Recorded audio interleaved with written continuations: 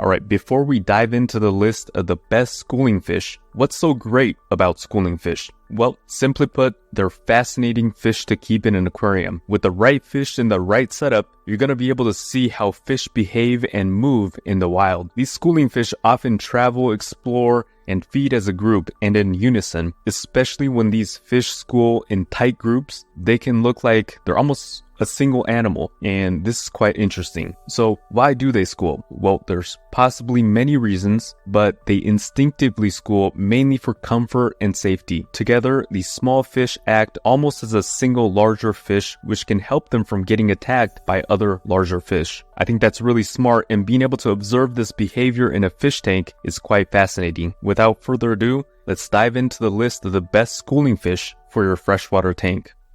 First on the list are tetras. There are many species of tetras, so we can't speak for all species, but many tetra species are schoolers. Among them, our top pick is the rummy-nosed tetra. They're tight schoolers, dare I say the tightest schoolers in the hobby, and I think many would agree. On top of that, they're pretty fish with a bright red nose and a black and white tail, so they look really good in a planted tank setup. But of course, there are other tetras as well.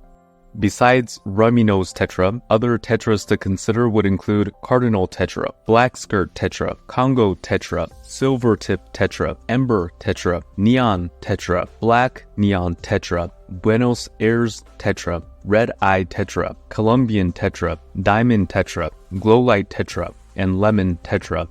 In the wild, these fish can school in large numbers, often in the hundreds. Now, it might not be possible to keep that many fish in a home aquarium, but if you can keep at least 6 to 10 of these species together, it would at least help them feel comfortable. Of course, more would be better.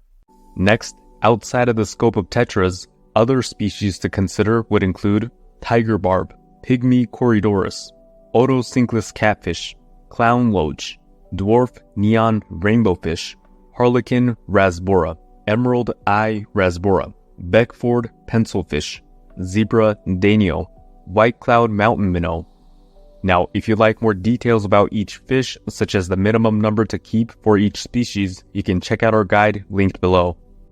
Keep in mind that schooling fish don't necessarily swim in schools all the time, especially when there's no predators around. They might shoal together and swim near each other, but not necessarily school in a tight group. If you want to see more schooling behavior from your fish, adding a larger fish in your tank might encourage them to do so. You don't necessarily need an aggressive fish, but simply a larger fish may encourage them to school. And lastly, a larger tank with plenty of space to swim will allow these group of fish to school.